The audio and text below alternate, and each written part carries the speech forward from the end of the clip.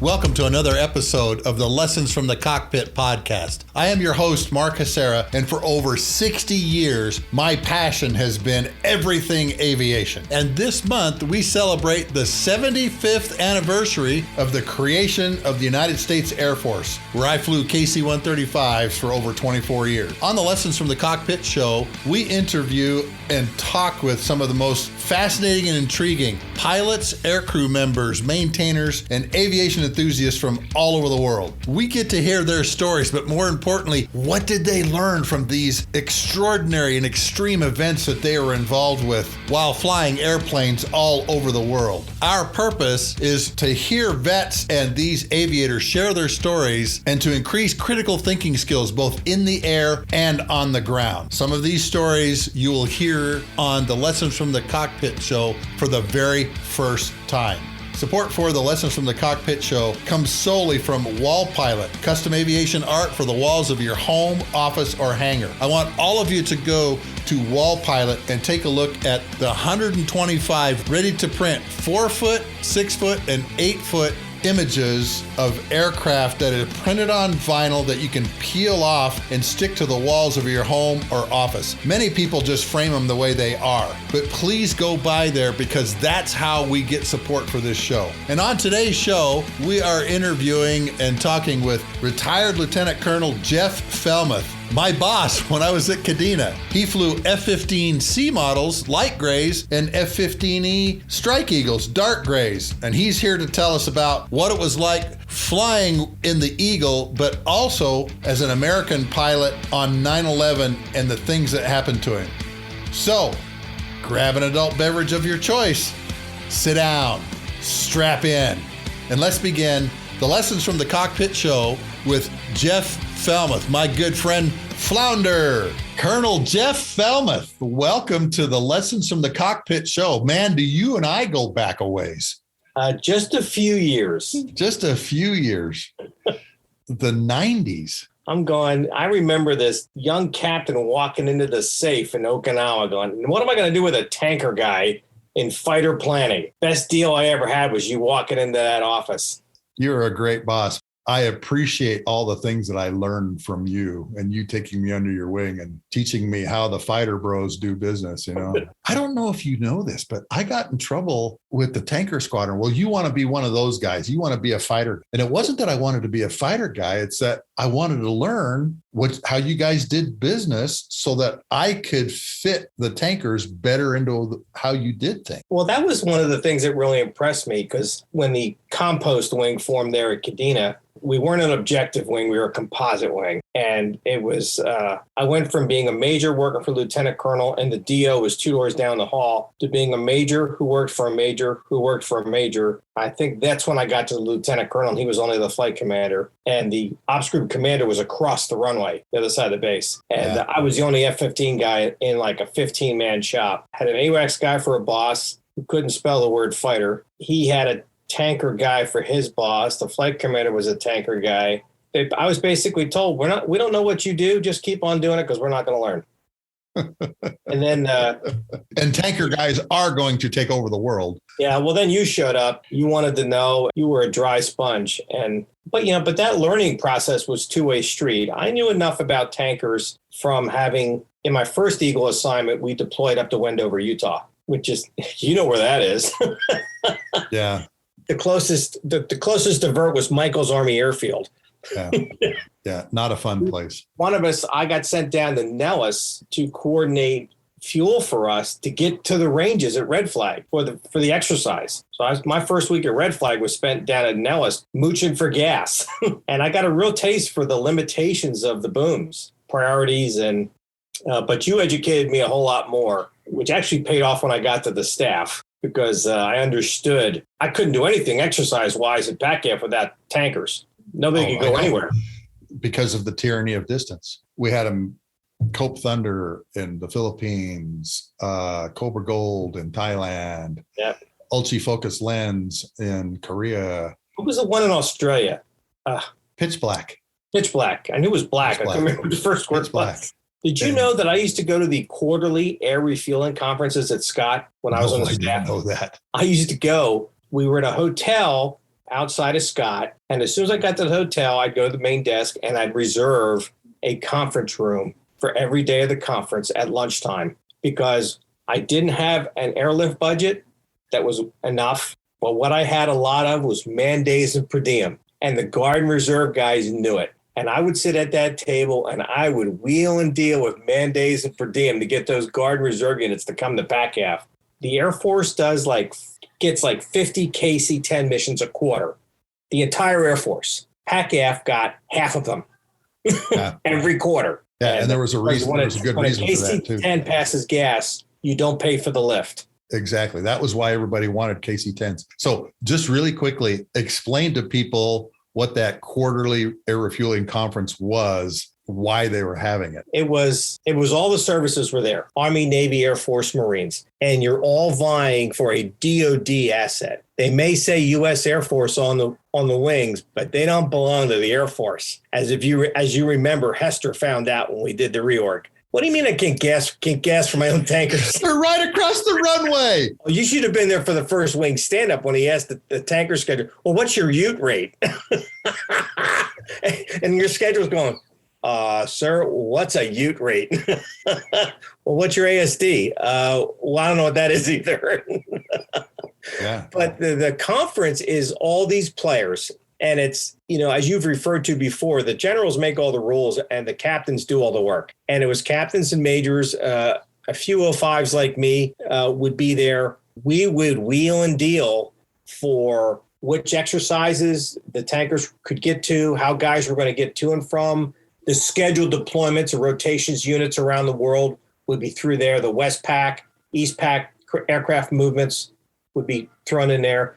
And then it was like crumbs would go on the floor, and we're like rats scurrying out of the corners trying to get as many crumbs as we could. So it was, and it was like a week long. Low density, high demand assets that everybody wanted. Mm-hmm. Even international folks would sometimes show up to these air refueling conferences because they would do everything 3 months out. And then, of course, some big contingency would happen and screw it all up. Yes. As Doug Dawson found out in numerous ways. I found out when I was on the staff and everybody got frozen in place in Korea that spring. I remember Colonel Hester going, wait a minute, these guys are in my wing and I don't control them?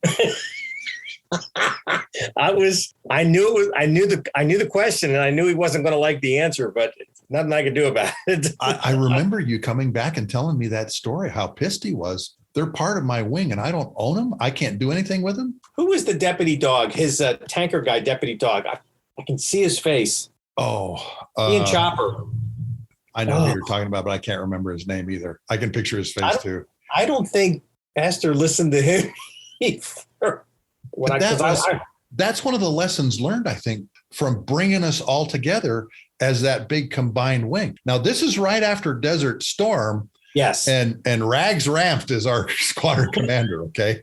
Yeah, right. What a character. But, you and I were just discussing right place, right time. I think Rags was the right place, right time for the OSS to come together. Yeah. He, and Dave Bearden, his deputy, who was he was our vice commander at the 909th. Those guys coming together really helped put that group together. But they did a good job of Rags listened to Dave, Dave listened to Rags, and Rags really fought to protect his staff. He did. Because as I said earlier, I was the only fighter guy in that shop, and I was getting phone calls directly from Hurd, directly from Hester, and I'd be showing up at wing staff, and Rags would be looking at me, what are you doing here? I go, well, I got this briefing to give.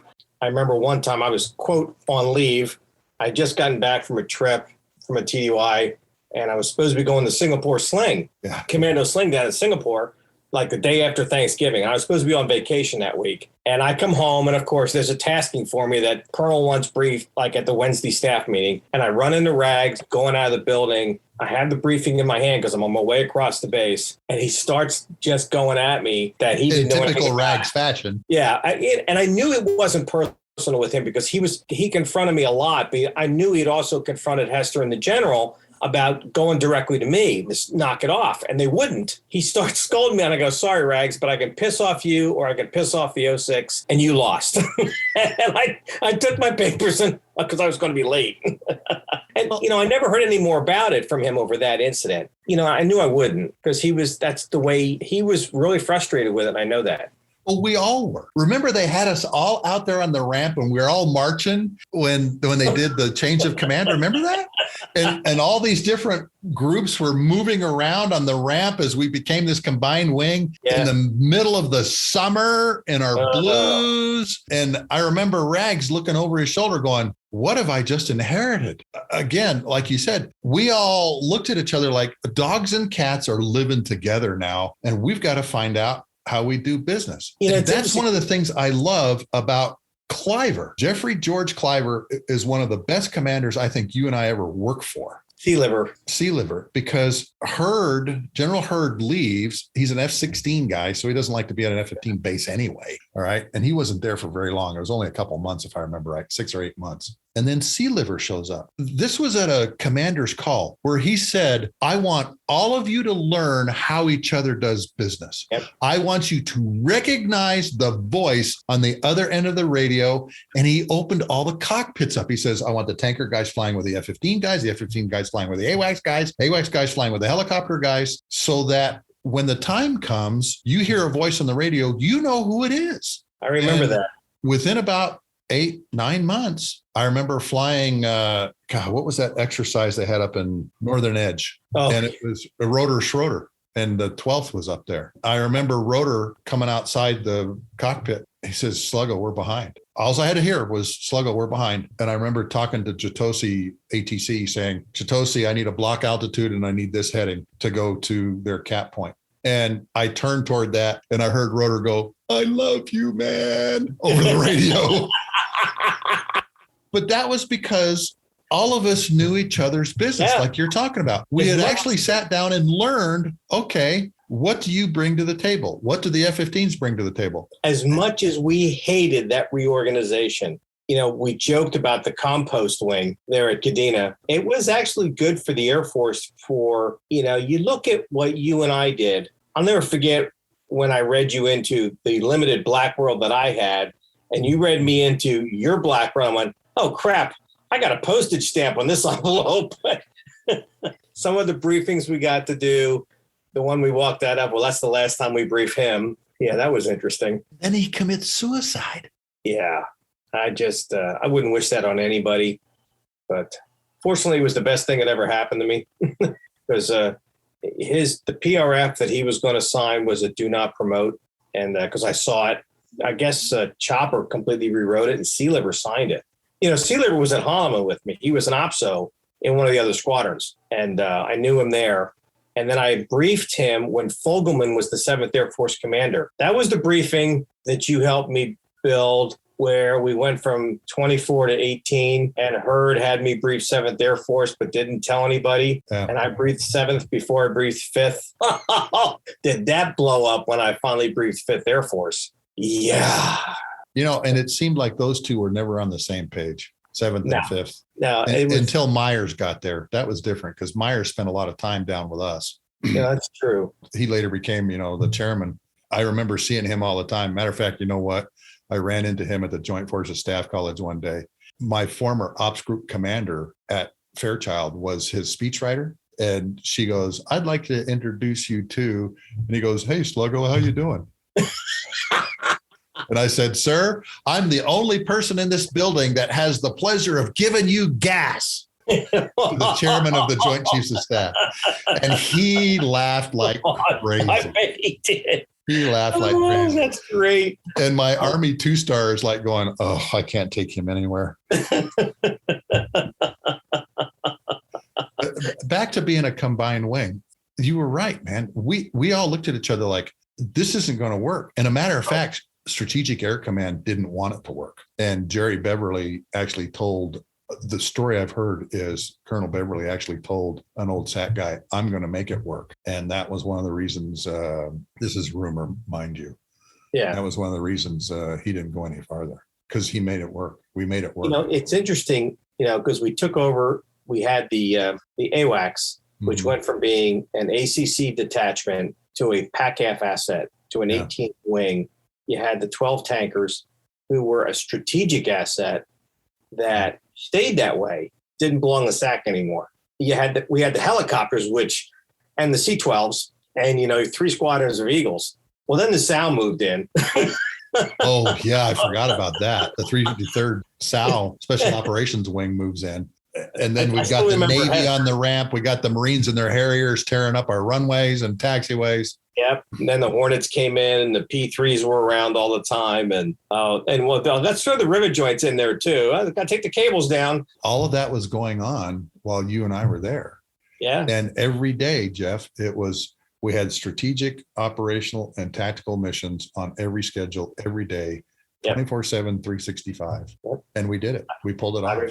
I remember being number one to take off, and not anymore. Here comes the RJ. Priorities were priorities. For all my listeners, the RC-135 is a permanent fixture on the ramp at Kadena, flying reconnaissance missions throughout the Pacific. Some variant.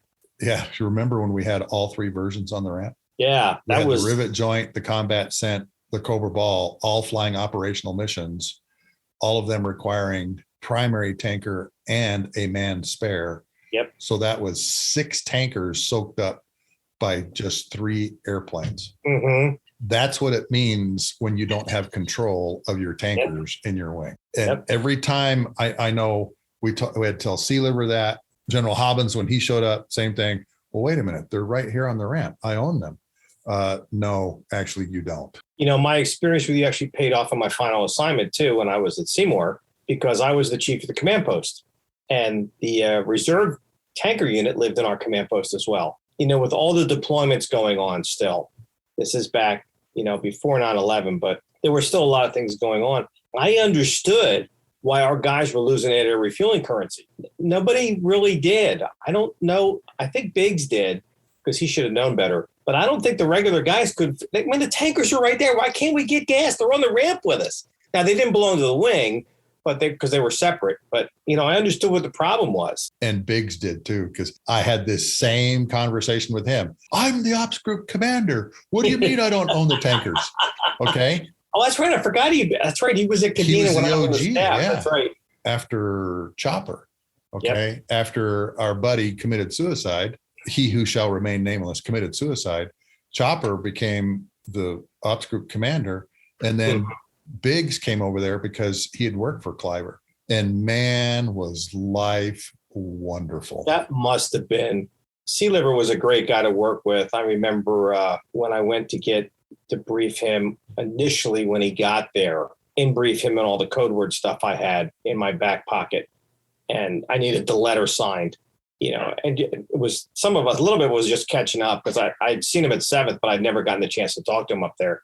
And just catching up from the Holloman times. But, just chatting with him about what I did and the freedoms that he gave me. I will never forget the one exercise where I walked into the security police commander and I gave him the scenario that he was going to play out in the middle of the night. And he goes, that's not going to work. I'm not doing that. And I just showed him Sea Liver's signature on the letter, say, hey, just read this. This dumb major says you're going to do this. Yes, you are. Star says the dumb major knows what he's doing. As you mentioned, I had a number of behind the closed door projects that I had to deal with. I remember going in and talking to he who shall remain nameless, and how you and I both came out of that meeting, and you and I were sitting in the car, and I remember you turning to me and looking at me going, well, that was worthless. Remember that conversation? Remember that? Oh, yeah. That was a short drive too. Okay. And you will do it my way. You will do it exactly as I tell you. I am the ops group commander. You will do it this way, and there won't be any ifs, ands, or buts. Do you understand me? Otherwise, I'll replace you. Oh, I only wish. And he couldn't, because I didn't work for him wearing that hat. Neither did you. I know that. That pissed him off. It's interesting. What we saw leadership-wise there at Kadena ran the entire gamut. Oh, and we could write a book on that, couldn't we? You weren't there for the first wing commander, Skip Hall. I was at the very end when he was the 18th wing commander. Because when we did the reorg, he left, and the OG, the group commander, became and the air division commander became the wing commander. Oh, yeah, it was, but he was a great guy. I mean, interesting to work for. This is when I still worked in the DO's building. And I remember he would send me messages, handwritten notes, and I'd have to call Judy, the secretary. She was the only one who could decipher his handwriting. Why he wasn't a doctor is beyond me. Kanji was easier to read. I still see him.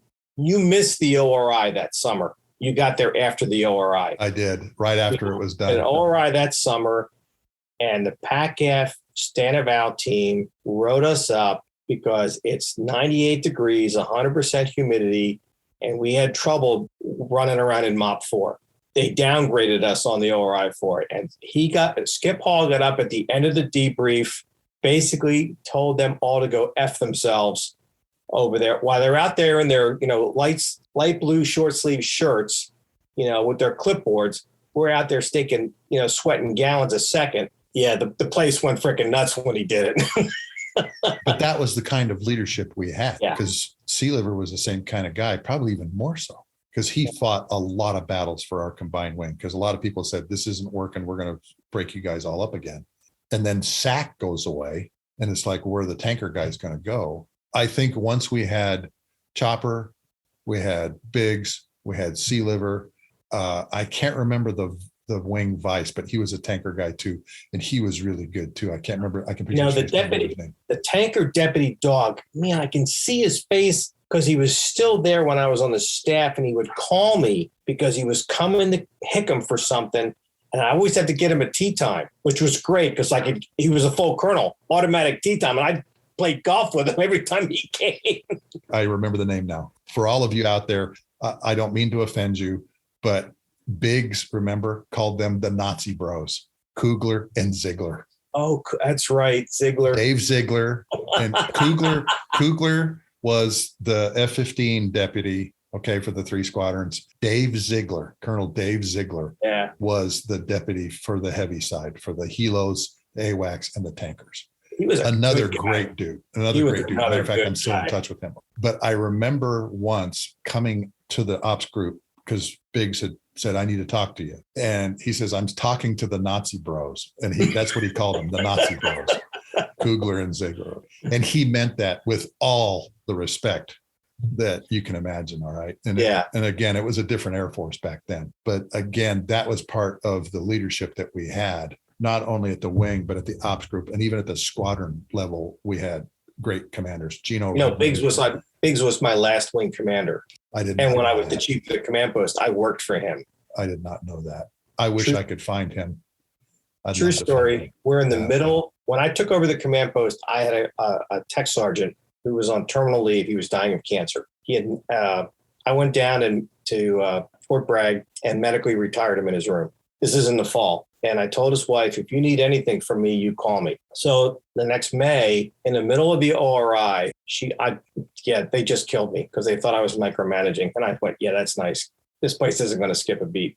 Anyway, they killed me, and my phone rings when I'm back in the office, and it's the wife. He wants to be medically evacuated back to Michigan where he grew up. And the Army says, no. I mean, you're a retired lieutenant colonel. How do you answer the phone? Colonel Fellmeth. So Colonel Fellmeth calls down to the Army hospital. I can almost hear this soldier standing at attention when I said the word colonel. Why get him medevac? They don't know I'm an 05. Now, you may not realize this, having been with the Army as a fact, the difference between an 05 and an 06 in the Air Force is pretty big. That is millimeters compared to this between an 05 and an 06 in the Army. She calls me and thanks me for getting him out of there. There's a lull in the action in the ORI, and I sneak into the battle cab, and Biggs is there, and I go up to his desk and I go, boss, I might be in trouble. What did you do?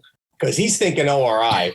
Oh, I can see him doing that too. And, and he's listening. And at the top, I told him what I did. At the top of his lungs, he goes, you did what? And the battle staff comes to a complete stop. Inspectors, battle staff people, everybody's looking at the two of us. He just goes, shit hot, don't worry about it. I'll take care of it. But see, that's leadership, Flounder. That's what leadership is about. You take care of your people and their family. I remember we had a similar thing at Kadena where somebody was in a bad way. All right. And this was just after I left, and it was a brand new baby, lots of problems. And they arranged to get that baby to Travis Air Force Base into the hospital. Okay. Yeah. Saved that baby's life. Come to find out, it's Dave Ingerson from the 909th, and it's his baby. Oh, wow. He shows up at the Tanker Airlift Control Center about 4 months later. He was supposed to go to Russia to be the air attaché. And now he's at St. Louis at the TACC because his son has lots of issues that they're still having surgeries for. That's what leadership is about. And a lot of people do not take care of their people like that. Do not do that.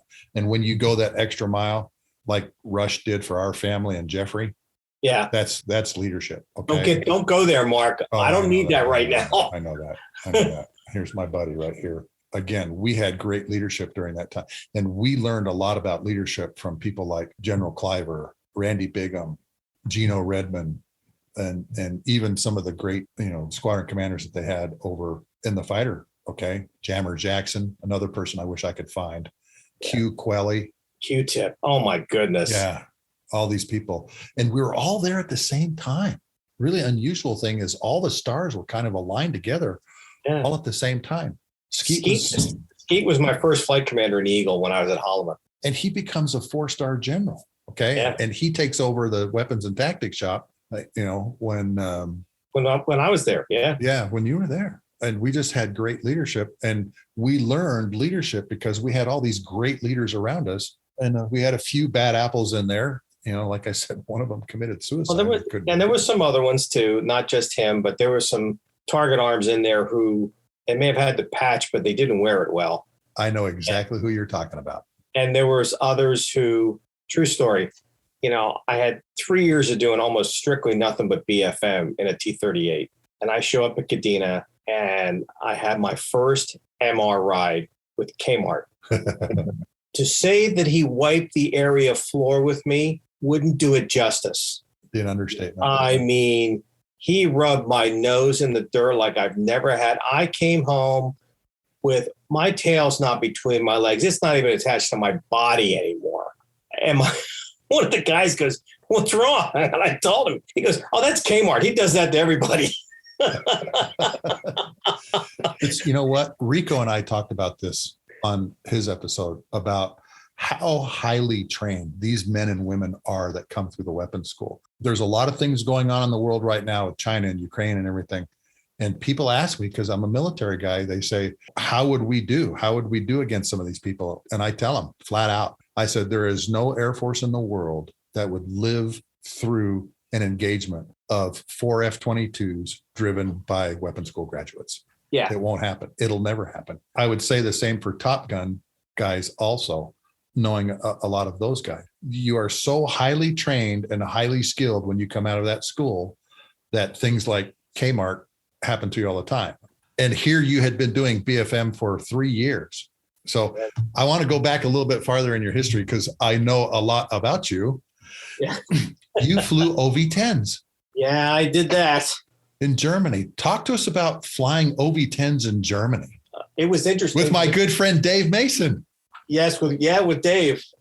He was actually in the 20th with me, the 20th Tactical Air Support Squadron at little old Sembach Air Force Base, which was an interesting place because we had everything from a 1-star wing commander to a 2-star numbered Air Force general on the base. We had the 2 OV-10 squadrons. We had the 20th and the 704th, and they'd only been there about maybe a year and a half, 2 years when I got there. 75% lieutenants and a few second assignment fighter guys, mostly pretty much equal between A7s, believe it or not, and F4s. And we had one VARC driver. We called him Omar the Tent Maker. That's another long story. But we were not MR pilots. We were MQ pilots. There were 54 of us split evenly between the 2 squadrons for the 54 maneuver battalions in the 5th and 7th U.S. Army Corps. This is 1980 when I get there. Do you remember what happened in December of 1980? Solidarity labor movement. Oh, Lech Walesa and all of his boys. Yeah. We deployed to our forward operating locations. When the Army goes out on the field just for regular maneuvers, there are convoys of live munitions following them around. Not this time. Everything's loaded. We're there on the inter-German border.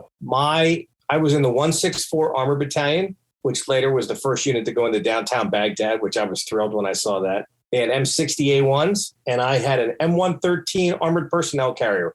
13 tons of aluminum, had a 500-pound pallet stuffed in the back that fit on one side of the compartment. Could not swim the thing because it was lopsided. We had to have a bridge or it would roll right over. So I spent about 2 weeks out of every month out in the field with the 164 Armor. When the balloon went up, I got in a helicopter, believe it or not. We had an ORI right after I got there. I seemed to show up right in time for ORIs. I did that at Kadena too. And the NATO TACAV out team shows up to give us an ORI, just like they would an F4 squadron. So they made the wing generate 48 fully loaded OV-10s. Well, after the 54 of us get in the helicopters and leave, there's like 17 pilots left on the entire base, which includes the one-star wing commander. So needless to say, we failed that ORI because we couldn't fly any sorties. We couldn't fill their frag. They did not understand us. What an important lesson that is right there. Your own people that evaluate you don't understand the job that you're doing. When they came back later, they finally figured out, they never figured out how to do an ORI on the ground fact. So we would just leave the base and we're out there playing Army for 2 weeks because the Army calls them RTEPs, and it's kind of like an ORI in the maneuver areas. They're out there, breakfast would show up at dinner time, dinner would show up at breakfast. The one or two hot meals you get every couple of days. My first deployment with the Army was for Reforger that September when I got there. I got there in June. My first long deployment. So 3 weeks out in the field with the Army. And at one point, my tech sergeant driver and I get in the Jeep. I had one of those too, pulling a trailer. And we get in the Jeep and we look at each other and both say the same thing. One of us has to get out. It's been like over a week and we have not seen a bathhouse. So we're out in some wooded area. We got canteen cups, those metal canteen cups on the engine block, heating up, a poncho on the ground in front of the Jeep, and we're pouring water over each other, giving each other showers to get some of the stink off because we couldn't stand each other anymore. Yeah, and a lot of people don't understand that though. The Army, those guys, my hat's off to those guys. Adapt and overcome. So talk to us a little bit about what the OV-10 is and the mission the OV-10 with the radio bank that it has in it. Pretty much like the A-10 has, but more. We had a UHF, we had 2 VHF AMs, 2 VHF FMs, crypto, I said the UHF, and an HF. I distinctly remember talking to the Varks taking off out of Lakenheath when I'm out on the Czech border because I'm controlling them on a live fire, talking to them on the radio. I did not know that. Yeah. You would have, in some of the CAS exercises we have, I'd have the A-10s on one of the Fox mics. I'd have the Army guy on the ground or the other ground FAC on a Fox mic on the ground. I'd have some fighter on a VHF. I'd have another fighter on the UHF, the ASOC on the HF. and that was pretty typical. That was pretty typical radio mastery. Yeah, I got very good at deciphering which radio was going. The Fox mics have a squelch break when they stop talking, so they were easy to identify. One would be louder than the other. The VHF AMs were a little bit staticky. The UHF, as you know, is crystal clear, so that was always easy to find. And the HF was the gobbling turkey in your ear most of the time because there was always so much static on that. Yeah. Yeah. It's never been a problem for me to figure out which radio to talk on. But you were busy. The OV-10 canopy actually bowed out. It started down just below your hips and went up all the way around you, like a big bubble canopy. And you had a grease pencil. And you're talking to the ground FAC or the fire support officer on the ground, getting UTMs or grid coordinates, converting them to lat longs, and you're doing this all on 150 maps or we actually got 1 to 100 maps from the Brits, which were great because they covered more area, and or 1 to 250s, and you'd be converting all these things to give your 9-line briefs out. 9 lines, just like the guys in the A-10 guys were talking about the other day. And amazing how long that's been around, huh? You got really good at flying with your feet, because we would set up an orbit at 500 feet at some contact point, and you'd put the airplane at 30 degrees of bank and trim it for level flight. And you got your map spread out in front of the cockpit now, and you're doing figure 8s with your feet. Oh, I'm a little low, top rudder. I need to turn around, rudder over the top, come back around. A little high, bottom rudder. And you'd fly around like that for like an hour at a time. Crazy. That was, and learning how to fly with my feet like that really paid off in the F-15. How so? The F-15 automated flight control system was very smart. It knew that if you were at high angle of attack and you throw the ailerons in, it goes, you idiot. I'm not going to give you any ailerons at this angle of attack. I'm going to use differential slab and rudder to get you to roll. Or if you're negative G, your flight controls reverse. He goes, but it knew that. So if you put left aileron in a negative G, it still rolled to the left. But if you were at high angle of attack and you just quickly, you had the nose way jacked up, you could almost make the nose, well, let me put it this way. The yaw tone came on at 41 degrees per second, yaw rate of the nose going through the sideways. At 42 degrees, I believe, is when it departed, when the airplane would spin. The first time I did this, I had the yaw tone come on. It scared the living bejeebies out of me. I had nose jacked up, and I go, I need to turn this airplane around. So I just unloaded, stomped on the rudder, and the basic airplane just basically swaps ends. It just spins on itself. I had guys ask me, how did you do that? I go, I use my feet, because a lot of guys just put their feet on the floor.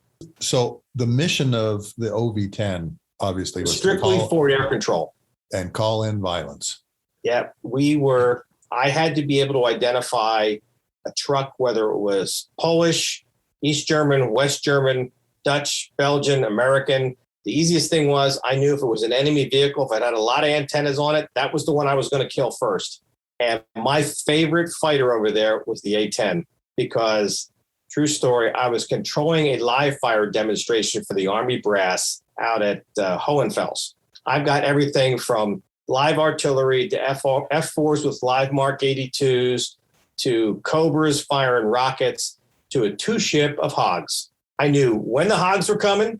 I was talking to them on the radio. I knew when they were coming. The first thing I heard was the gun going off. And as I tell my friends, if you hear the gun go off, that's a good sign, because it means you lived. Yeah. Because the bullets are supersonic. And look at that. Even nowadays, that's still an amazing airplane. Yeah. It's, how many times have you seen those videos of a field just disintegrated in 30 millimeter and it's quiet? And then you hear, I read an article, Jeff, about the Boise guys, the skullbangers, coming back from, I think it was Afghanistan. They had one of their hogs that shot 309,000 rounds of 30 millimeter in a 6-month deployment. Wonder how many barrels that was. I don't know, but the bottom of the airplane was black. I mean, just how many barrels they went through. I have no idea.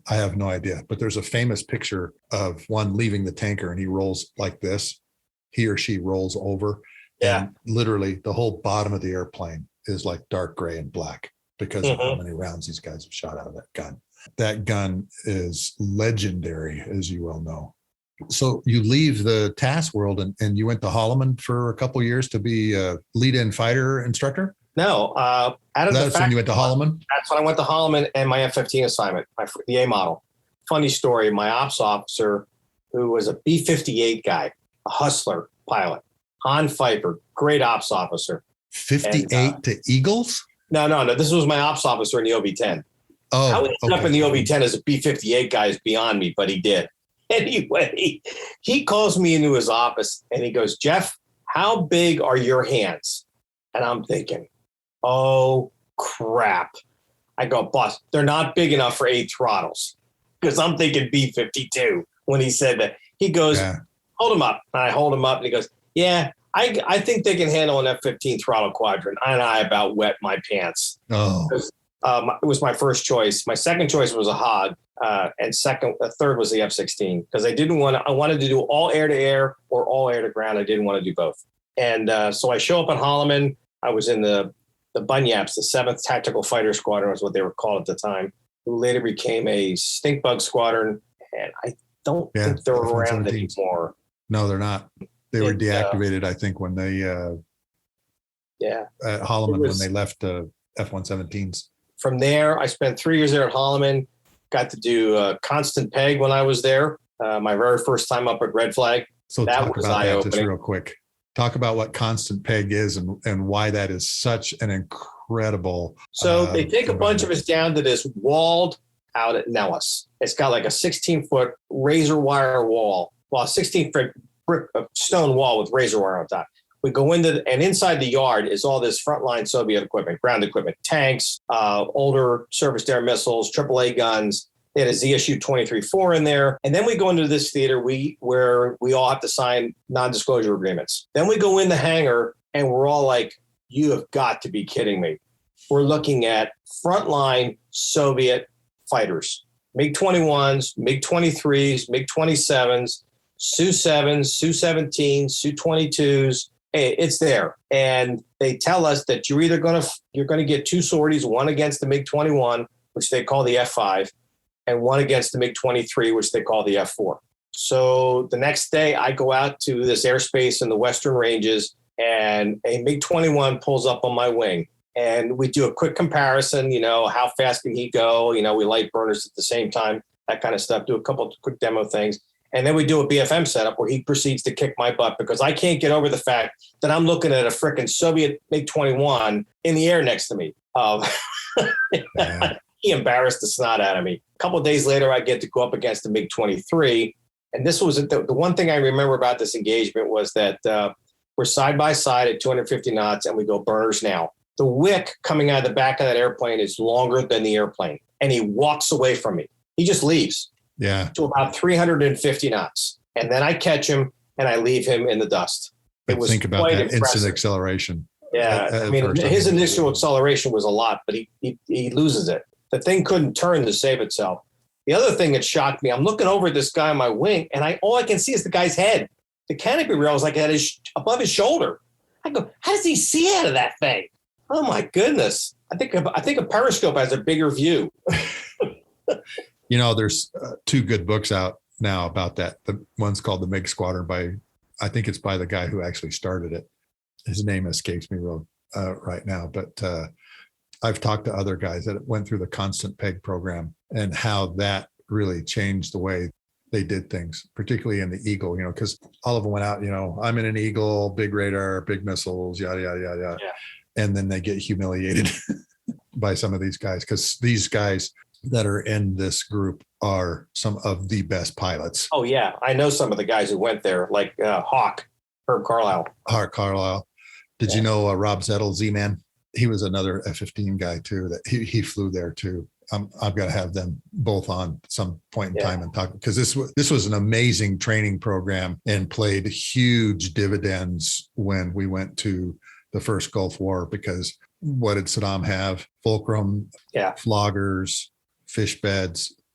I don't know if you've seen the pictures. Somebody was driving through underneath the ranges not too long ago and found an F-16 fighting with a flanker and took a bunch of photos of it flying around. And he's got one literally where the flanker's here and the F-16 here in the same frame.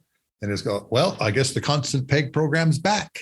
It's an amazing training program. Yeah. And these guys are really, really good at flying these airplanes. Because at the time, the MiG-23 and the Apex, it was the AA-7, in our classified materials, it was the Eagle killer, according to the intel estimates. Mm-hmm.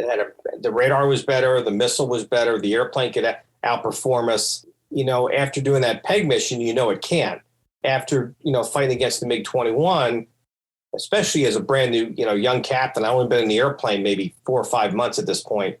I became when I was at Holloman in the Smurf jet, in the T-38, I used to teach my students, if you're not cheating, you're not trying. And I go, that's not like cheating on a test. That is, you have an advantage over your adversary, or he has an advantage over you. You need to know what that advantage is or disadvantage it is and exploit it as much as you possibly can. And that meant you lived in the vault in 3-1. in your intel summaries and the EM diagrams of, where do I outperform this guy? Where do I own this guy? Like, as long as I didn't get slow with the MiG-21, he wasn't going to have any fun. But if I got slow with him, he was going to have me for lunch. Yeah. I kind of drove that home to my students, that you need to know your adversary and what you need to know your own airplane as well, so you can take advantage of those advantages you have. And that's what I call cheating.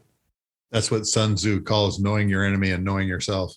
And thou shalt not fear the results of 1,000 battles, I think is the rest of the quote. You stayed there at Holloman flying Smurf jets? Yeah, so I went across the street to fly the Smurf jet, which initially was difficult. It's one thing to know when to do a high yo-yo or a low yo-yo or how to maneuver in a dogfight. Telling somebody else how to do it is a totally different thing. I discovered very quickly that the only way you could show a young guy how to do them was to exaggerate the snot out of them. And, all your bandits were grapes. They were just, they were benign turns. They'd go into a 5G turn, and they're not going to reverse on you because you're going to screw this up. Because nobody's going to do this big high yo-yo. You're going to do a lot of little ones. But you would accentuate them to give them the idea of what to look for. What's this closure rate? What's this sight picture? Just like when you went to flight school. I mean, what did you do all your tweet rides at the beginning?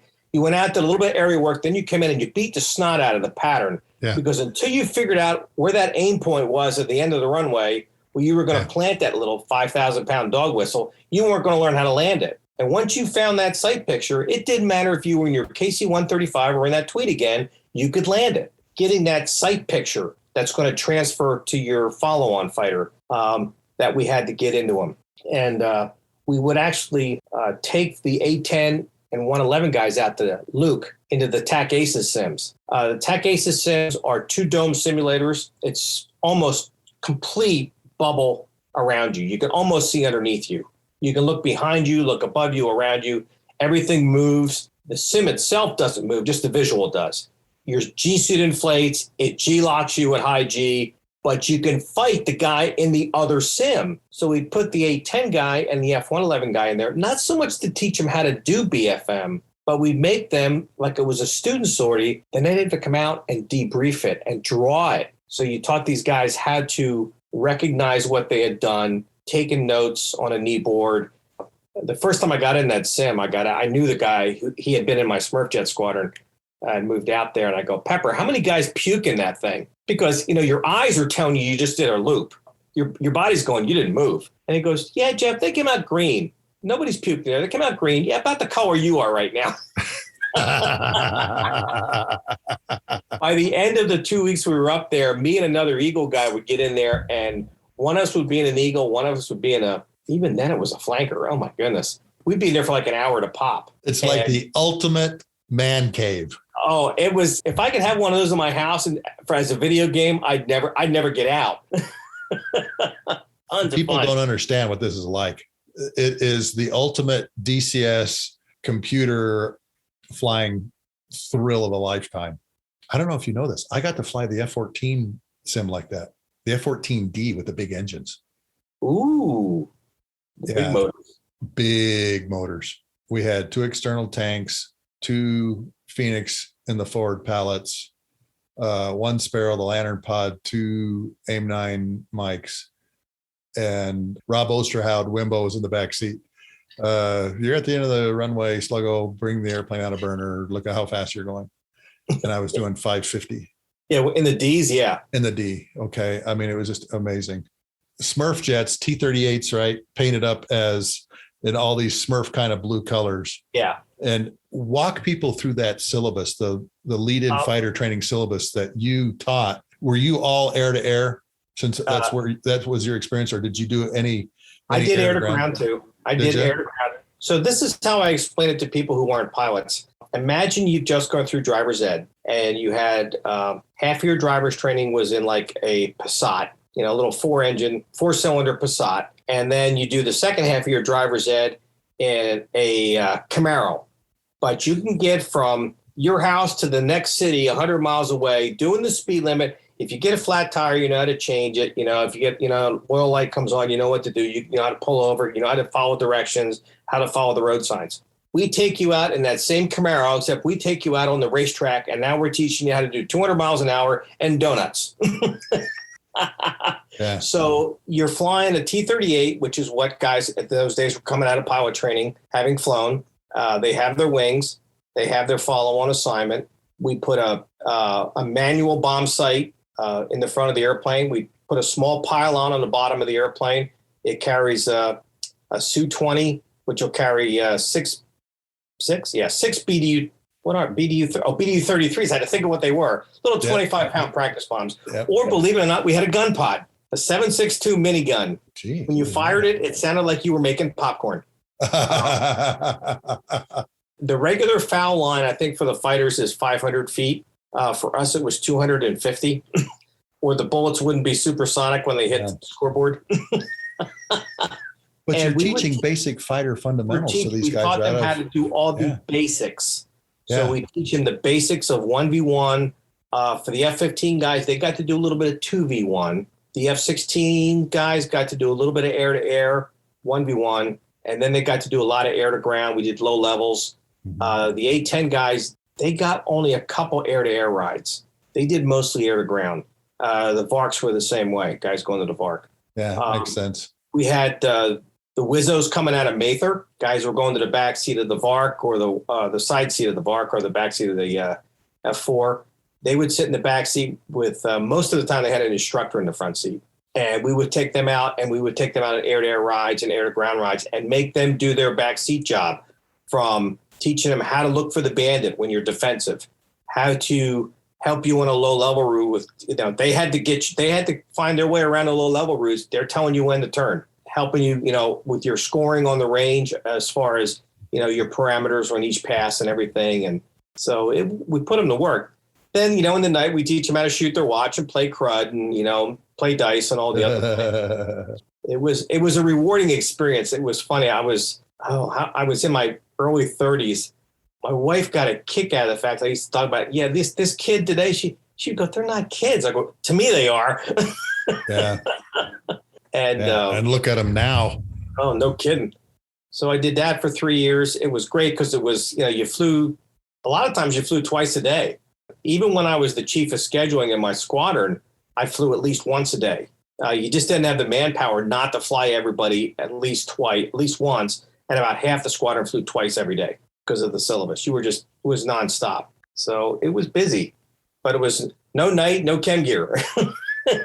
Yeah. And the great thing is you're teaching guys fundamentals, but you're sharpening your own skills too. Cause I'm sure you guys, the instructors have training sorties, that they go up on and fight each other, to stay sharp and stuff. So when you came to Kadena, like you said, you had flown a lot of air to air, and that experience translates over into the Eagle at Kadena big time. It's interesting because when I got my assignment to Kadena, I didn't get an end assignment. I got a training rip telling me I was going to Luke at a certain time. And the DO at the time was very big on, you did not get your assignment from the personnel people. You got it from him. Somehow I got mine without him knowing it. And I'm sitting on this training rip, not telling anybody I have it, waiting for the DO to call me. And I finally can't stand it. I let about a week and a half go by, and I go to his office and I go, and I'm very apologetic, boss, I have an assignment. He goes, and he's not happy. Oh, I bet. This was one of, I can't remember his name, but he was a great DO. He was the extreme opposite of the wing commander, which is amazing. The wing commander was the other extreme. It was Dr. Jekyll and Mr. Hyde. He was a little upset. In fact, he picked up the phone, he called the personnel people, and he scolded somebody. But he and I called Randolph together to find out where I was going. And so I'm on the phone, and I go, hey, I got this rip, but it doesn't say what my end assignment is. I go, I guess I'm going to Keflavik. And the guy goes, you want to go to, he goes, no, you're going to Kadena. He goes, do you want to go to Keflavik? I go, no. I'll take the green one over the white one. I mean, I was so sure I was going to Kef that my wife and I are both from Jersey. So we were going to move back to the East Coast. And that way she would not be far from McGuire. So I could come home on a rotator every once in a while for a few days during the year I would be over there. And then I get Kadena. So I took them with me. And that's where I met you. Yeah. The rest is history. I show up at Kadena on the day Saddam invades Kuwait. Val says to me, "You're not going to have to go to this, are you?" And I go, no, we got plenty to do here. Great timing. Yeah. And then Jerry Beverly got up in front of everybody and says, "Who's been to Saudi Arabia in the last year and a half?" Raised my hand. Oh. Yeah. I was on the second airplane out, 30 seconds behind the first one. Chuck Rule and his crew. I remember that name. Yeah. Yeah. Chuck was, he was one of the Stanival crews. He actually ends up flying the very first combat sortie out of Jeddah. He went up and refueled one of the AWACS. He took off like about a minute before I did. And so he had the distinction of his crew being the very first Jeddah combat sortie. And then I took off like I said, a minute behind him with 3 tankers, and we refueled the first Weasel packets going into Baghdad. Pretty incredible. Too far. And you went too far. I did go too far, but that's because he needed to. Yeah, he needed us to, Yeah. And if one of the great lessons learned from flying tankers is your job is to make sure that they're full of gas. These guys had air-to-air missiles. They could protect us and everything. And he was having a hard time getting gas because of the pressurization of the tanks filling up the tanks and everything. And got to the NDR point, and I said, "Okay, it's not full of gas. We're going to keep going." And that's the decision you make. That's your job. One of the things that it really impressed me when I got to Kadena was how the tactics there were beyond anything I'd seen, even at Red Flag. Just on a daily basis, the squadron was doing, 4-ship walls. That's just how they employed. The stuff that we did routinely was stuff we only did on special occasions in the States. The lack of having our hands tied for so many things, maybe because we were, the real tip of the spear instead of back in the States, made a difference. I don't know. I don't know what it was like in USAFE flying the fighters, except for the little bit I got to go over there on my first assignment. We went over to Europe. Kadena was, I learned more in those 3 years than probably in the first year than I had in 3 years before in the Eagle. Easily, that was my best educational assignment.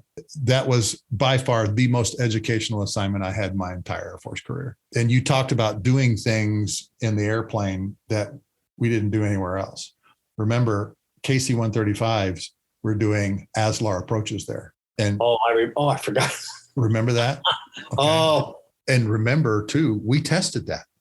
We tested that for the Air Force, where we had F-15 tanker, F-15 tanker, F-15 tanker, just to see what would happen, because everybody wanted to know. God, I can't remember the name of the 44th guy that was running the test. Bald guy, skinny bald guy. But that was one of our mission qual things that we had to do in the tanker was ASLAR approaches. And I'm like going, I don't even know what that is. How do you spell that? How do you spell that? Okay. Aircraft surge, launch and recovery. And I remember the first time I did it down at Clark at 300 knots in a tanker. Well, that was the standard recovery at Clark. I know that. And we came down from the fix, did the arc to the final, did the slowdown and everything. We had actually an ASLAR checklist for the tanker because things were out of order. Because, you bring the speed brakes up to slow down to, to do the drag and to slow down to, your approach speed and all that stuff. We're hauling butt at 300 knots in a tanker. You are. Okay. That's 15 knots slower than the refueling speed we use to refuel you guys. Mm-hmm. So we're hauling butt. Sure enough, the first time I did it, we were doing it single ship, and I screwed it up. I've never done an approach that fast with so many things that you had to do to slow the airplane down.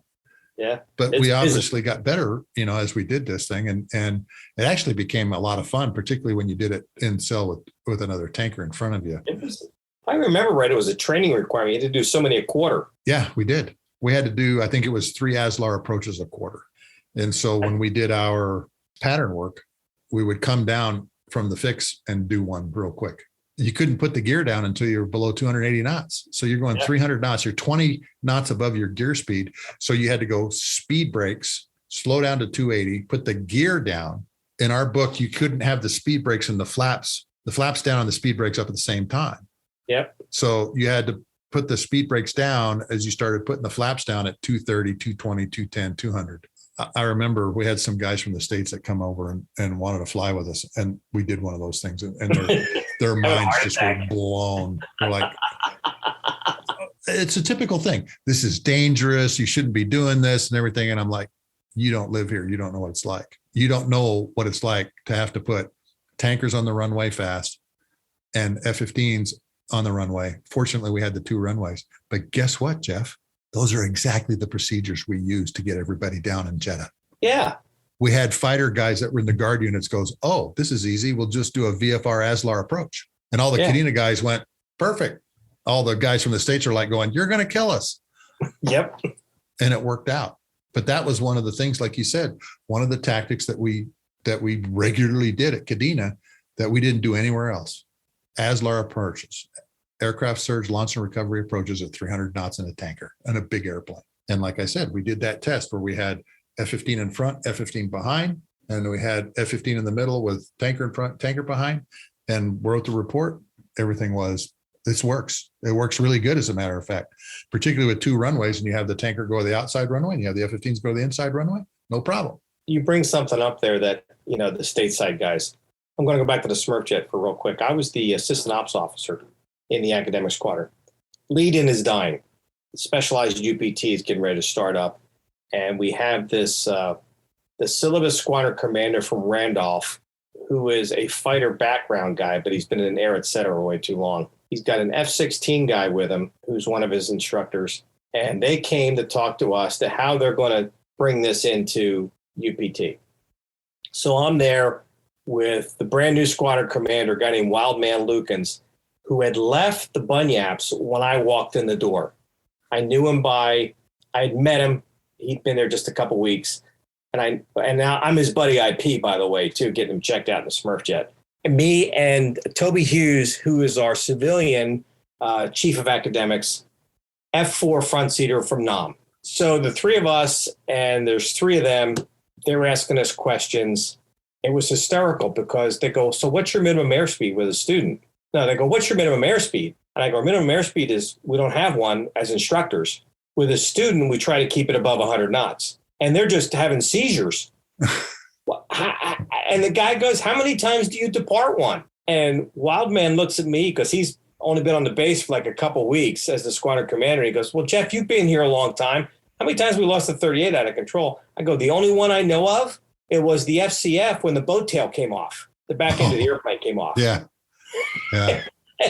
They just couldn't believe it. The tail and the stab all connected in the same piece. But the classic one was, we asked them how they were going to teach BFM, and they said, we're going to have the FAPES do it. And I thought Toby was going to fall on the floor laughing, the civilian, the academic instructor. I mean, Wildman and I are just laughing at these guys. I go, you're going to what? Yeah. It's the blind leading the blind. Never heard any more about that meeting after that, but it was interesting, to say the least. Lasted most of the afternoon. Well, you leave Kadena and go to the PACAF staff, and you get embroiled in a very interesting battle about Strike Eagles and close air support. Oh, man. And Spliff Russell talked about this too. So Why don't you give our listeners operational look at how that went over at the operational level, at the headquarters level? It was after the blow up in Korea in 93 or 94. Was that 93 or 94? Yeah, when the father died, or the grandfather now. Yeah, Kim Il-sung dies in June of 94.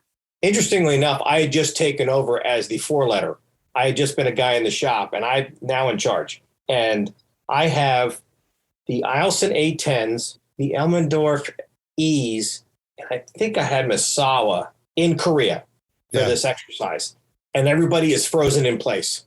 And I get a phone call. It became a mini air campaign, because remember, we brought over F-117s. We had it all because we thought they were coming south.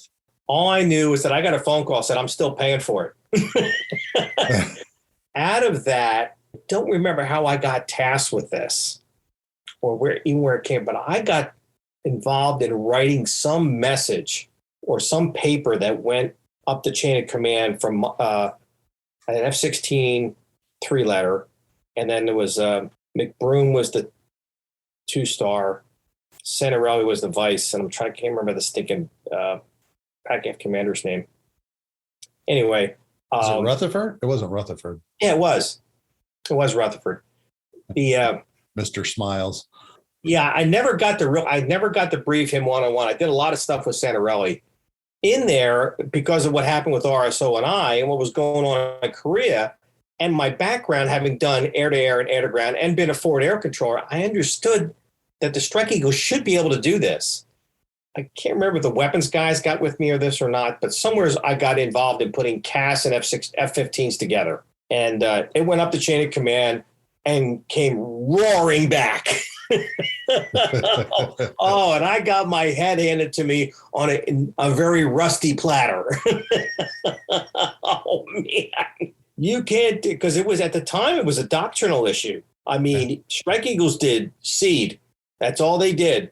They did offensive or defensive strikes. That's all they did.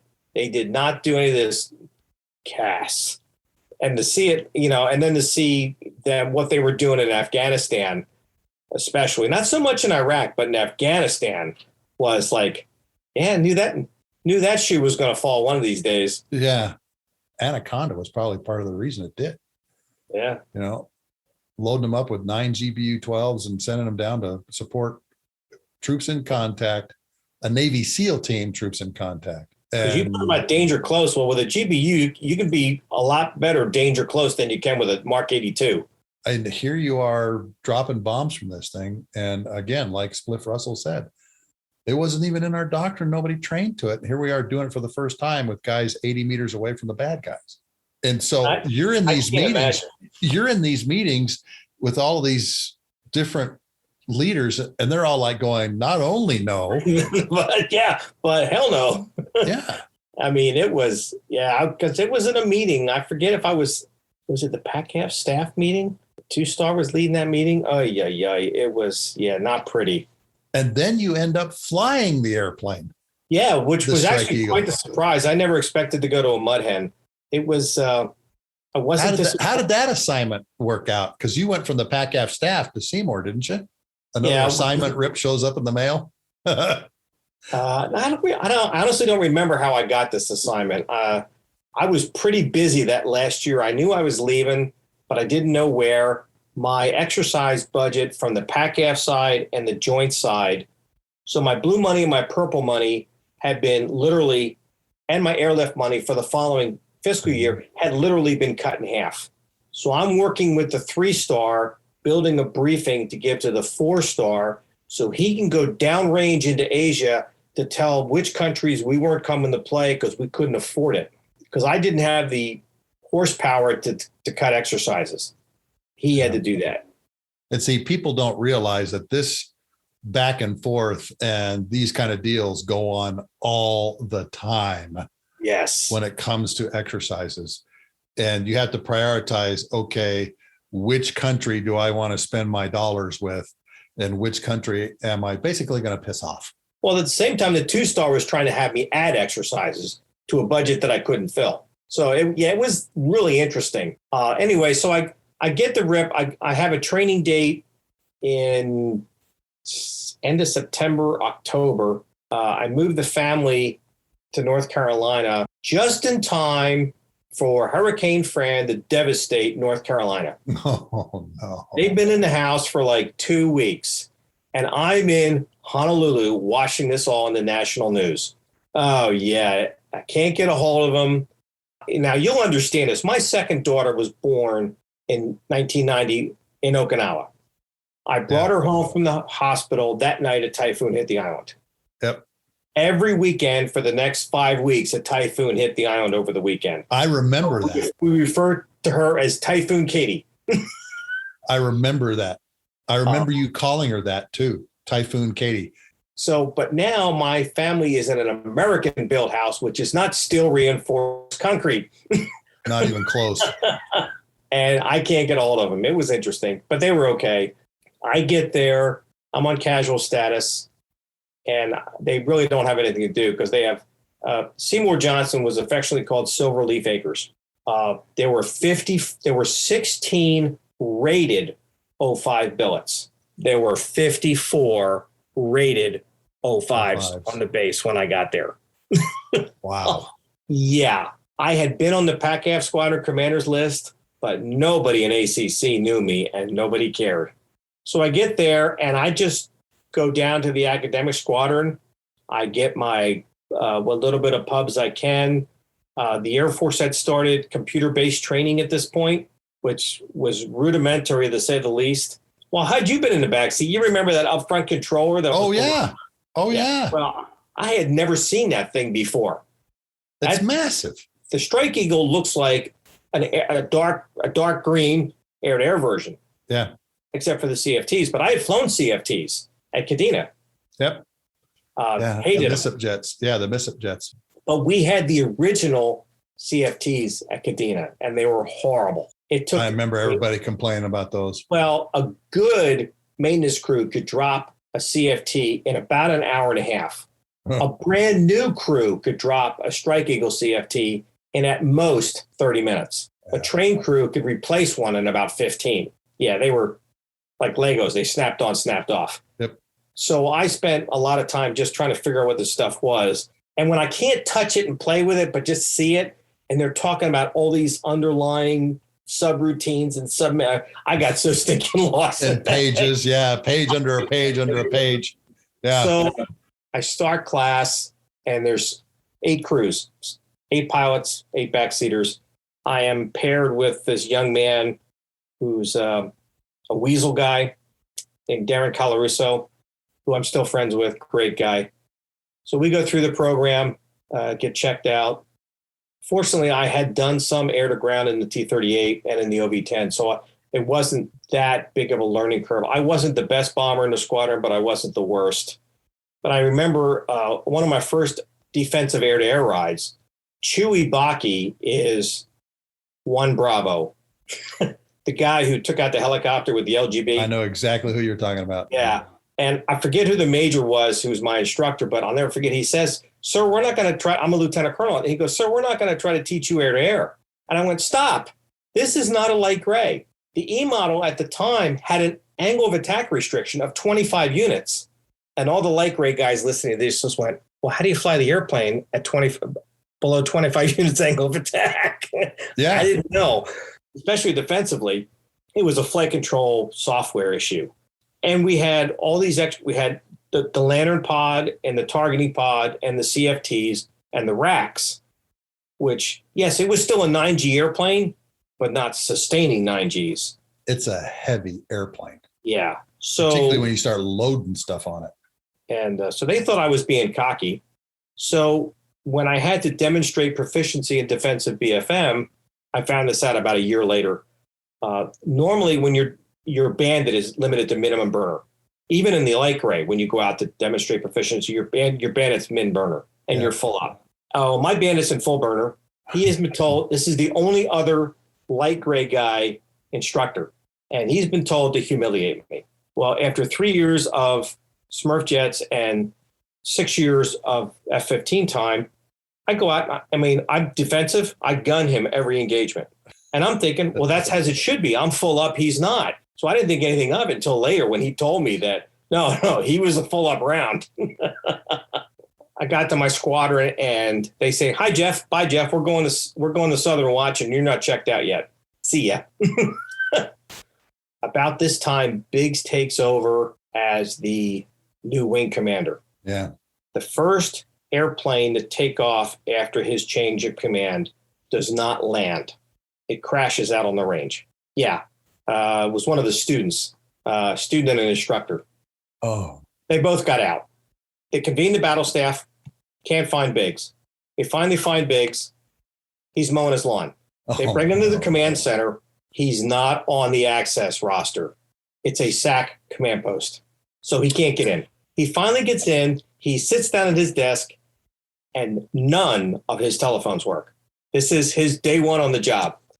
A week later, I'm at stand-up as the stay-behind operations officer for the squadron. The stay-behind commander is off TDY. which is a whole nother story. Great guy, though. The group commander grabs me.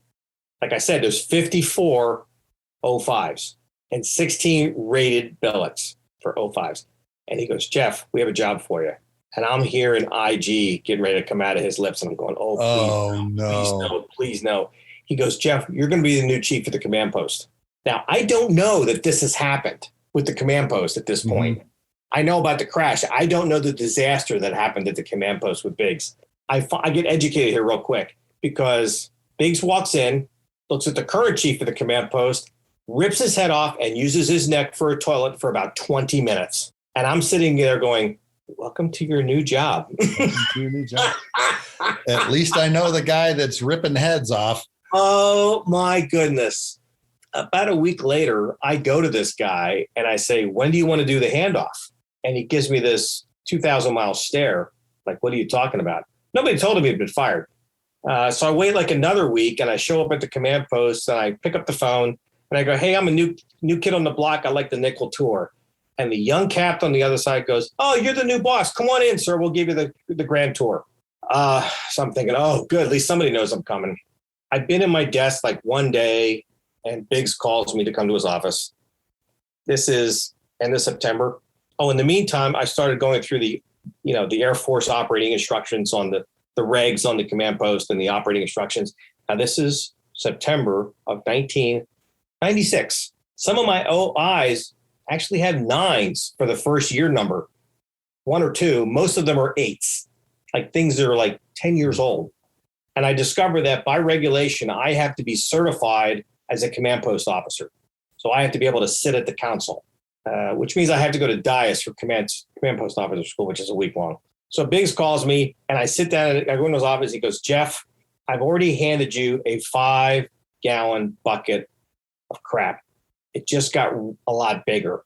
We just picked up a tactical nuke commitment. Oh, no. You are the only TS facility on the base, and we're going to put you in charge of aircrew training as well. It gets better. ACC is coming in December to give you a nuclear Stanival assistance visit. In February, you're having a Stratcom nuke surety inspection. In May, we're having a combined conventional nuclear ORI. After I pick myself off the floor and go back to the command post, I thank my lucky stars that one of my captains is a Minuteman Stanival officer. Oh, hallelujah. I grab Ken. He's up on the console. I go, come with me, mister, and don't talk to any of the other children. And I tell him what's going on. I go, listen, Ken, you and I can build a program that I understand. The lieutenants will understand it. And I got a lot of help from the F-111 guys from my squadron and some of the F-4 guys who had done nukes in Usagi and other places. So I go down to my NCOIC and I go down to command post school, spend a week there, come back. Somewhere in here, I find out about the airman, the tech sergeant who's dying. I go down to do his retirement. I also find out that the mock is also in the command post vault. You come in the door of the vault, you go straight, you're in the command post. You turn right, you're in the mock. And I own them too. Tell everybody what the mock is. It's the Maintenance Operation Control Center. It's where they track every piece of metal on the airport, its status, its flight status, what it's down for, how long it's been down for, what's wrong with it. I also owned classified that was Seymour was a test case for it. Yeah. I don't think it ever went anything other than that because CIPRNet was already there. And I think that's what they use now. I don't know. Because I retired. There's a lot of moving parts here. Yeah, I know. Anyway, but that was on the other side of the base. And I couldn't keep personnel in there because the IT certifications that these young airmen had, they could make 10 times what they were making in the Air Force on the outside. Yeah. So in the 96 time frame. Yeah. Oh my gosh.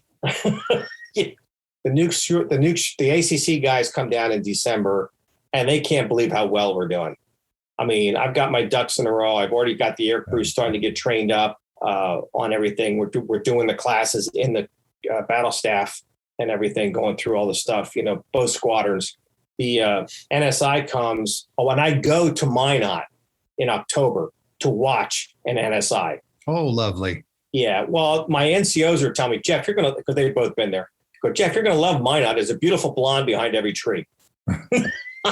I get off the airplane. As far as the eye can see, there is not a tree. Yep. Yep. Just lots of grass. Lots of grass.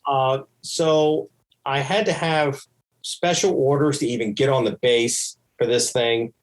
I show up at the command post.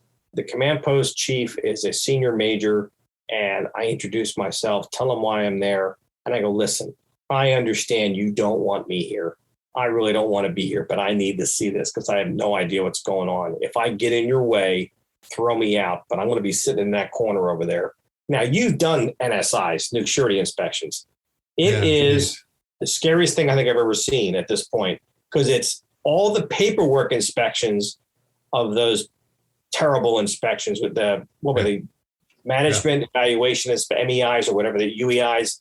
Plus, you're doing ThreatCon Alpha, Bravo, Charlie Delta. You're having airfield attacks. You're having terrorist attacks in the middle of all this. And I'm watching this from the sidelines going, you have got to be kidding me. Oh, the NSI for us goes great. We get an outstanding. And then the ORI comes first.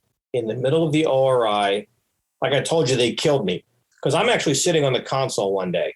And I hear the two evaluators behind me going, he's micromanaging this place. He's sitting on the console. We're going to kill him. And I'm sitting there laughing to myself. Because the airman who's going to take my place, he probably does the job better than I do. So they kill me. And that's when I find out that this guy wants to be medevaced out, which I told you about earlier. Yeah. And the place didn't skip a beat. Perfect. So we had a 24-hour break. And then the nuke ORI comes along.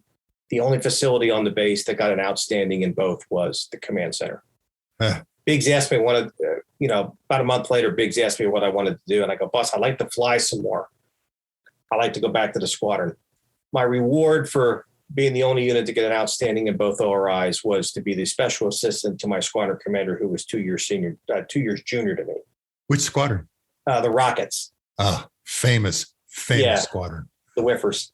The squadron commander pulls me aside and goes, Jeff, I know you don't want to be here, but I know you're a straight shooter, and I'm going to use that to my advantage. Every decision made in this squadron, you're going to be in on. I want you to tell me whether you think I'm full of it or not, or whether you agree with me. I may take your advice, I may not, but I'm going to bounce everything off of you. You're going to know everything that's going on. Right after I moved in, we went to Northern Watch, where Budman, Budman. He was in the... Bud Redman. Yeah. He was in the back seat with John Boy. John Boy, yeah. He was in John Boy's He was John Boy's EWO. If Budman was flying, I was out with the maintenance guys. When I was flying, Budman was out with the maintenance guys. He was the squadron commander? Yeah. And so they basically knew they had two squadron commanders. Yeah. And because everything they told me, they knew was going to get to him. So it was great. I mean, I had a really good time doing the job. I found out that one of the captains had been down at one of our backseaters, had worked at MROC.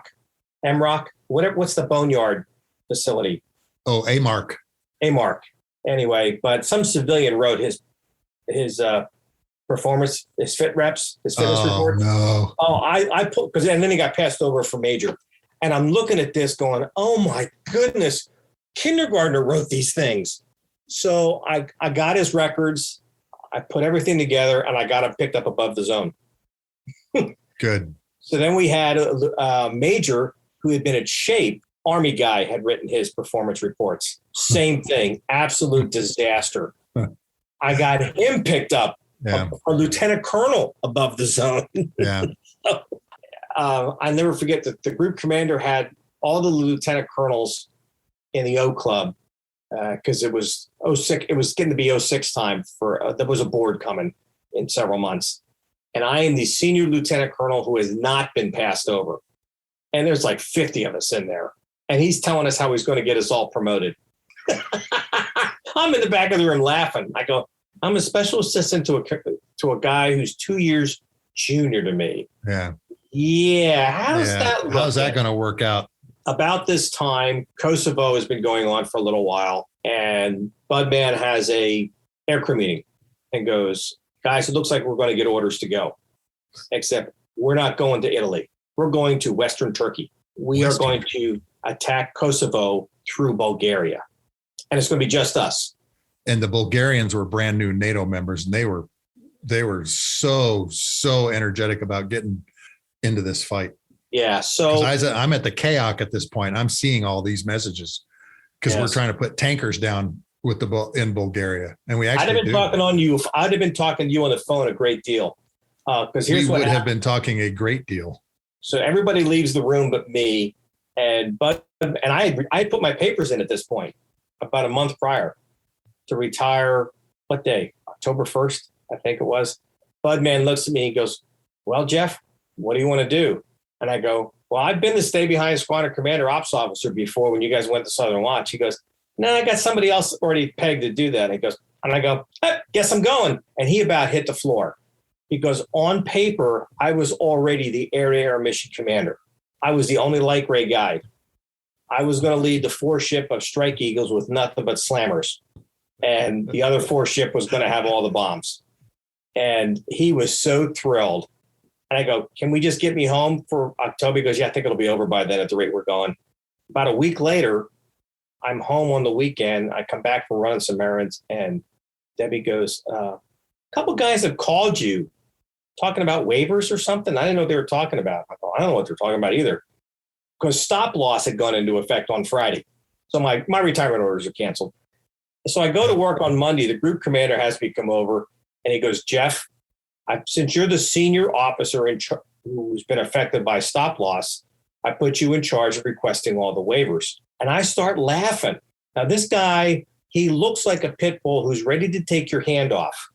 And he goes, "What's so funny?" I go, "Boss, do you realize what you just did?" He goes, "No." I go, "You just put a pit bull in a room full of rabbits. Who do I dare not piss off? What are they going to do? Kick me out?" He actually laughed, which kind of got my... I start submitting. We actually had a guy who had just gone on terminal leave. He was in school at American Airlines, and they wanted to recall him. That was the only waiver I got approved. It's about three or 4 weeks later. The wing has deployed. The jet bigs, the maintenance, the cops, the civil engineers are at this 11,000 foot long piece of concrete in Western Turkey someplace. There's no buildings. There's a runway and taxiways. That's it. That's all that's there. Yeah. And they're building. And we are in the briefing room because both squadrons are going. And the vice wing, and we're getting the quote 280G. I don't think they call that anymore. We're in the tanker. Yeah. We're getting a tanker plan to go across the pond. Yeah. The vice wing commander walks in and goes, "Stand down." Peace broke out. Yeah, it was a mess. We're restricted. We have to be within a 1-hour drive of Seymour, which means you can't go to Raleigh. It's about an hour and a half. You can't go to the beach. It's about an hour and a half. There's no place to go. I still can't sell my house. I still can't, figure out how I'm going to move the kids to get them into school for the school year. And so it finally the dust settles and we're not going anywhere. We're released and they reinstate my orders. And I go, no. They want to give me the October date. I go, no, now it's 1 December. I haven't been able to do anything. Yeah. So you get picked up by American though? Not initially, no. I'm actually on terminal leave now at the end of August. I told my wife that if I hadn't heard from anybody by the end of August, by Labor Day weekend, I was going to go find a job. So Labor Day comes and goes, and I've got apps out, but nobody's contacting me. So I fly up to Minneapolis to what's called an airing seminar, and Continental Express gives me an interview there and hires me on the spot to an October class date to the right seat of an RJ. American Eagle offers me a interview on the 29th of September. So I fly down to Dallas and I have my interview with American Eagle, where I realize I am 44 years old. I'm in this room where most of the people in the room are not half my age. They're younger. I have my HR interview and this beautiful woman, Vanessa, red hair, very light black, very light colored black woman, gorgeous. And she looks across the table. She goes, "Jeff, I've never interviewed anybody my own age." And I look at her, I go, Vanessa, there's no way on God's green earth you're 44 years old. I interviewed her. She's a retired Maryland undercover narc, divorced, and her daughter was then 14 years old. Uh-huh. She finally kicks me out. I have now my technical interview with one of their stand-of-out guys who I think my children are older than him. He's showing off. He wants to know all. Now, thankfully, I'd flown the OV-10, so I could speak low altitude. He starts going on. He wants me to talk about holding in lieu of procedure turns, MORAs, MOCAs, all this stuff. And I know all this stuff. So he pulls out the LA Basin area chart and he goes, why are some of these airports in bold letters and some of them aren't? And I go, well, normally I would look at the legend, but you're not going to let me do that, are you? And he goes, no. And I'm thinking, you little turd. I go, I got the answer. See these in bold letters? Big airports, non-bold letters, little airports, big airports, big fire trucks, little airports, little fire trucks. And that was my So the next day, I spend the night with a classmate, and he takes me in to meet the American Airlines VP of flight, a guy named Cecil Ewell. We go upstairs to his office, and the secretary goes, you have 5 minutes. So we go in. I introduce myself, and the first thing Cecil says is, Jeff, I know your name. Huh? Well, a FedEx package had arrived that morning from another classmate up in Boston with my name on it. I didn't even know he'd done it. So we're talking, and Cecil was a Marine F4 guy in Nam. And he's got his Marine F4 on his desk, and down the spine it says USS Constellation. And I go, pardon me, Captain Ewell, but were you on with the Connie during Vietnam? He goes, yes, I was. I go, I got a buddy who flew F-8s on the Connie in Vietnam. Do you happen to know so-and-so? And he just stops. He goes, no, he wasn't on the Connie with me. We went to flight school together. Down goes the anchor, and he starts telling war stories. So he finally kicks us out. The secretary's got laser beams coming out of her eyes because he's missed a meeting. Yep. So downstairs in the hallway, there's a Starbucks trolley for coffee and stuff. So Dave and I, my buddy, are standing there talking to a couple of his friends. And Cecil walks by and he sees me and he points at me and motions me to come over. So I walk over and he looks at me and goes, October, package in October, interview in November. And he walks off. So I go back to Dave and Dave goes, so what are you saying? So I told him, he goes, welcome to American Airlines. So now I go home and I get hired by American Eagle. And I elect to go with Eagle versus Continental Express. There's a lot of reasons, but so first day of class is October 18th, middle of October.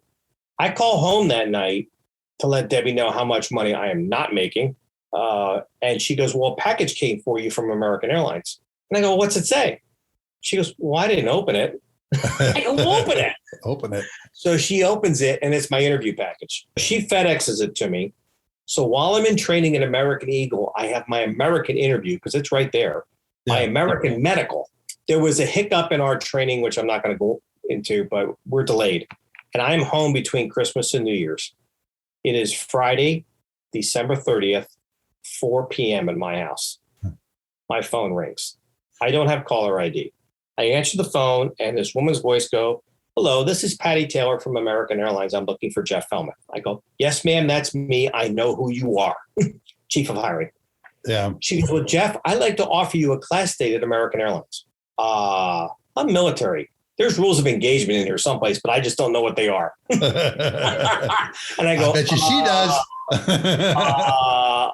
I have to check with Eagle. And serious as a heart attack, she goes, you're with Eagle? Yeah. I'm dying inside going, oh, did I just screw up? Yeah. She goes, Jeff, let me tell you the situation. You are my last phone call for the holiday weekend. Starting January 1st, we're enforcing a policy that until you've been with American Eagle for a year, you can't come to American Airlines. So would you like that class date? Sure. How long do you think it told me to say yes? I couldn't get it out fast enough. Yeah. We stay on the phone for about another half an hour going over everything. Mm-hmm. Except now it's pushing 5 o'clock. I can't get a hold of anybody at American Eagle. So I fly down to Dallas on the 1st to get a night check ride in the airplane because the sim didn't count. On my way back through Dallas, I finally find, it's a weekday, I finally find somebody at home at American Eagle to talk to. I tell them what's going on, and I'm supposed to start my initial checkout out of JFK in a couple of days. And they go, well, plan on doing your training. We'll call you if anything changes. So I hop in the van from the training academy over to the airport to fly home. And my phone rings on the way to the airport. Stay home. So I never flew a passenger at American Eagle. I got completely checked out. Never flew a passenger. Oh my goodness. So I did that for 20 years. Retired not quite 2 years ago. Yeah. So which jets did you fly with American? I did 65 hours, 6 weeks sitting sideways on the 727 panel.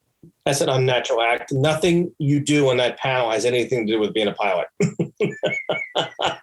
I'm sure it's a strange situation for a fighter guy too. You're a plumber. Then I went to the 767, flew international, did mostly Europe, a little bit of South America, some Caribbean. And then I did that. And then I got, after 9/11, I went onto the Super 80, or as I called it, well, most of us called it the Stupid 80. Never flown an airplane so intent on getting me violated.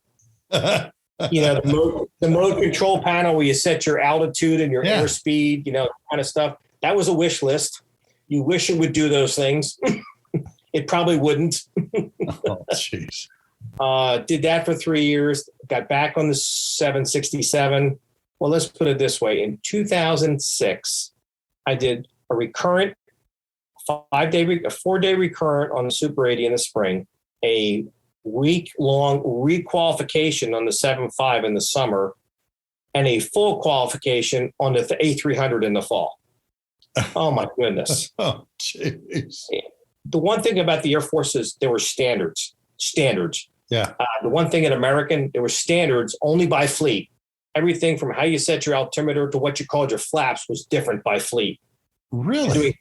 Doing 3 schools in 1 year, I couldn't remember what was what.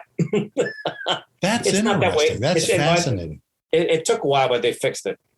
So I did the A300 for a couple of years, got back on the 767. Then I went to the 737. That was a fun airplane to fly. Ended up 4 years as a captain on that, flying international. I did fly the MAX. I flew it. I never flew it before before an accident, before the first MCAS accident. I flew it the day after we got the airworthiness directive on how to fly the airplane. Yeah. And I flew from LA to DC in it. It handles just like a regular 7.3. Except it's got more freaking power than you know what to do with. I'm pretty much max weight, and I release the brakes, and the airplane's moving. I love CFM56 engines. That's not what they are. They're bigger on the MAX. I know they are, but they're one of the most reliable engines that has probably ever flown. Oh, the CFM, yeah. Yeah, great engines. So since you've flown the MAX, explain to our listeners what happened in the 2 accidents and why. Okay. I don't remember now what MCAS stands for. Min control, airspeed, stabilization, or something like that. Anyway, the system was put on the airplane for one small micro pocket of the flight envelope. And what it was designed to do is stop you from getting the nose stuck up in the air, because had to do with the fact that the engines were pushed out forward. Yes. From the leading edge of the wing, which when you push the thrust up, it would just pitch the nose up in the air, and you didn't have enough nose authority if you were too slow. None of us knew it was there. The maintenance guys didn't know it was there. The pilots didn't know it was there. The airlines didn't know it was there. The companies themselves. Only Boeing knew it was on the airplane. So the guys in Indonesia take off the day prior. It works off angle of attack, and their angle of attack probes are broken. So this system thinks that the airplane's in this part of the envelope. Fortunately, these guys recover the airplane by just dumb luck. The next day, maintenance looks at the airplane, don't find anything wrong. And the next day, this crew doesn't know how to deal with it. Unfortunately, in both accidents, neither accident crew ever turned the auto throttles off, ever came out of takeoff power. They got the throttles all the way forward, which is only making their problem worse because the MCAS system takes control of the trim wheel and runs it all the way full nose down. And at high speed, you can't pull back. That's the first accident in Indonesia. The second one, it's Air Ethiopia. They actually have a MAX simulator. And by this point, there was a remedy, an emergency procedure to handle this system if it happens to fire incorrectly. They do the procedure and elect to undo the procedure. So the Ethiopian guys have figured out, they know the procedure. It is a check airman, so a stand-of-out guy, and a brand new co-pilot who has very limited flying experience. I mean, like only a couple hundred hours. Some of that is Flight Simulator 10. They have my understanding is they have a tail strike on takeoff. At some point in here, they lose one of the angle of attack probes, which causes the system to fire. So the nose goes full down. Thankfully, I guess the stand-of-out guy did it, ran the checklist, and he turns off the system. For some reason, which they never figure out that I know of, they turn it back on. Oh, jeez. And they hit the ground in full power. And like a vertical dive, huh? Yeah. Yeah. I messed around with it in the sim. Mm-hmm. We weren't allowed to play with it, but I messed around with the trim where I would try to run the trim full down and how I could fly the airplane. Because we have a manual, and the 135 has it too. Manual same thing. Wheel. Yeah. The problem is when you have full nose down trim and you're pulling back on the yoke, you can't turn that wheel. On the original 737s, the 100s and the 200s, they used to do this system called roller coaster, where they would just haul back on the stick as hard as they could, get the nose up in the air for this runaway trim problem, release the pressure, and then the other guy goes to town on the trim wheel while it's unloaded so he can move it. Then the airplane starts to nose down again, then he pulls back again, and you keep on doing this roller coaster until you get the trim under control. We do the same thing in the 135 if we had runaway stab trim. I was surprised when that did not come back into our training, but last I knew it did not. It was a shame because, like I said, our mechanics didn't know about it. Our pilots didn't know about it. It wasn't anywhere in our manuals. It wasn't in any of the manuals that Boeing supplied to the users. Only Boeing knew about it. And have you seen a picture of George Air Force Base where they parked all these things until they could figure this out? Yeah. Oh, well, they're all flying again. Yeah, I know. But it looked like a third of the Southwest fleet was parked around George Air Force Base for a long time. Yeah, Southwest took a really big hit because like 25% of their fleet at the time was Maxes when they got grounded. I mean, American only had 12 or 24? I think it was 24 because 12 were parked at Tulsa. Another 12 were parked at Fort Worth. But they were parked for a long time. A very long time. And I don't think the Chinese are letting them fly yet. So. That doesn't surprise me. I'm sure there's other airlines that are like going, I don't think we've got this thing figured out yet. Yeah. But I know Boeing took a huge hit for this. But they were taking hits for other things too, like the KC-46 that's not fixed yet. Now this comes up, just crazy stuff. I just saw something. I'm in this aviation group, and a bunch of them are at Oshkosh right now. And one of the guys posted in the chat that the case, he said that he was told the 46 can only refuel F-18s. No, that list has gotten quite a bit bigger now. That's what I thought too. They're about, I think, between 85 and 90% through the receiver list. The problem is with the big airplanes like the C-17 and the C-5. There's these weird loads that get on the boom and they haven't figured it out yet. Like weird lateral loads or something like that low observable airplanes, it was really critical too, because they were basically carving their initials in the airplane, with the nozzle. Oh, yeah, with the nozzle. There was a lot of issues, and they still don't have it worked out. The remote vision system is like, it's RVS 2.0 now, and there's still some problems with it. They're working it out, but the airplane is years behind, billions of dollars over budget, and they're going to have another competition. And I don't know if you know this or not, but Lockheed Martin and Airbus have now joined forces together with the A330. Yeah, offering the A330. Well, so they're going to bring that bring that back? Well, somebody's already flying 330 tankers, aren't they? Guess what? The A330 has won the last 5 tanker competitions internationally. Well, brother, you and I have been talking for 2.5 hours now. That's a short one. You and I could keep going for a lot longer than this. That's a short one for us. That's a short one for us. Yeah. 2 hours is pretty much our standard, isn't it? But there's some great stuff that you have here, Jeff. And thank you once again for being on the Lessons from the Cockpit show and being here with us today. Well, Mark, like I said before, I know when you started this, I've been very impressed with the quality of the people you've got, which is why I still can't figure out why you're talking to me. The lessons learned that you've gotten from just yourself, your 3 roles from pilot training, and all the other lessons learned from the guys you've had, from the striking guys, the A-10 guys, the Hornet guys. It's been a real joy to listen to these stories. One, to hear your voice, because you and I go back so far. We do. Some great stories of our own. But I appreciate you having me on, and I've really enjoyed this time. Thanks again for being with me, okay? All righty. I'm going to have my good friend Jeff Fellmeth on another time. He's got an incredible 9/11 story and the things that happened to him as he was coming back from a trip in South America. And I may do a series of all my buds that got stuck out during 9/11. Thanks for joining us today. You can listen to this and previous episodes of the Lessons from the Cockpit podcast from my website, marcusera.com, under the podcast pull-down box. The Lessons from the Cockpit show is financially supported by wallpilot.com, aviation art for the walls of your home, office, or hangar. These are 4, 6, and 8 foot images that you can peel off. Some people just frame them and put them on your walls. World War II all the way to modern fighters.